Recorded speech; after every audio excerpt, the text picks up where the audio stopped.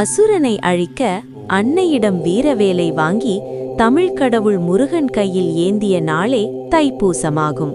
தமிழ் கடவுளான முருகப்பெருமானின் திருவிழாக்களில் முக்கியமானது தைப்பூசமாகும். 27 நட்சத்திர மண்டலங்களில் 8வது நட்சத்திரம் பூசமாகும். தை மாதத்திலே பூச நட்சத்திரம் வரும் புண்ணிய நாள் தைப்பூச விழாவாக இந்துக்களால் கொண்டாடப்படுகின்றது. தைப்பூசம் வரும் நாள் பெரும்பாலும் நிறைமதி நாளாக இருக்கும்.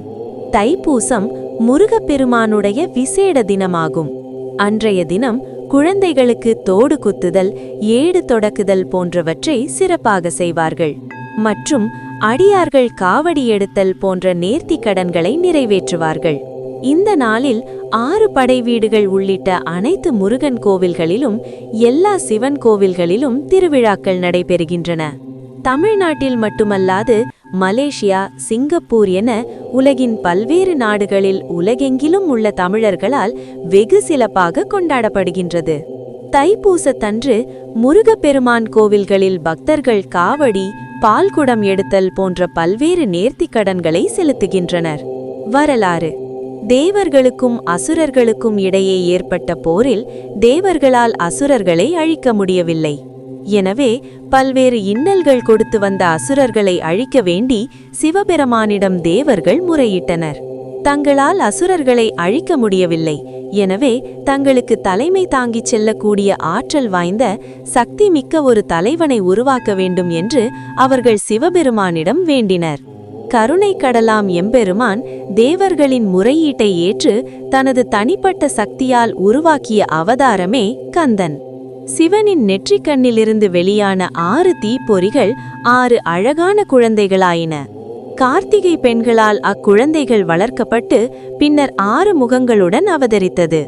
அப்படி அவதரித்தவரே கந்தன் எனப்படும் முருகனாவார். சிவபெருமானின் தேவியான அண்ணனை பார்வதி தேவியானவள் ஆண்டி கோலத்தில் பழனிமலையில் வீற்றிருக்கும் முருகப்பெருமானுக்கு ஞானவேல் வழங்கியது தைப்பூச நாளில்தான்.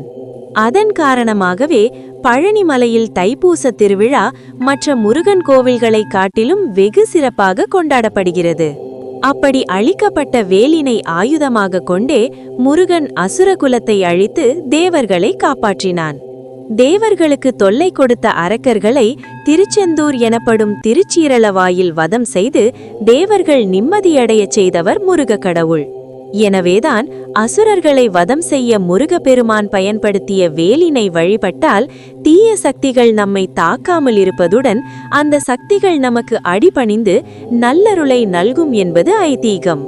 தைப்பூசத்தை முன்னிட்டு முருக பக்தர்கள் மார்கழி மாத ஆரம்பத்தில் துளசி மாலை அணிந்து விரதத்தை தொடங்குகின்றனர். ஷஷ்டி கவசம், ஷண்முக கவசம், திருப்புகழ் போன்ற பாடல்களை அன்றாடம் பாராயணம் செய்து தைப்பூசத்தன்று பழனி முருகன் கோவிலில் சிறப்பு வழிபாடு செய்து விரதத்தை முடிப்பார்கள். ஆறுமுக பெருமானின் அருளை அடைவதற்கு தைப்பூசம் உகந்த நாள். முருகப்பெருமானின் 6 படை வீடுகளிலும் முருகனடியார்கள் பலர் பாத யாத்திரையாக சென்று தைப்பூசத்தன்று முருகனை தரிசித்து விரதத்தை நிறைவு செய்யும் வழக்கத்தை கொண்டுள்ளனர். தைப்பூசத்தன்று முருகனுக்கு காவடி நேர்த்திக்கடன் செலுத்துவதையும் பக்தர்கள் வழக்கமாக கொண்டுள்ளனர்.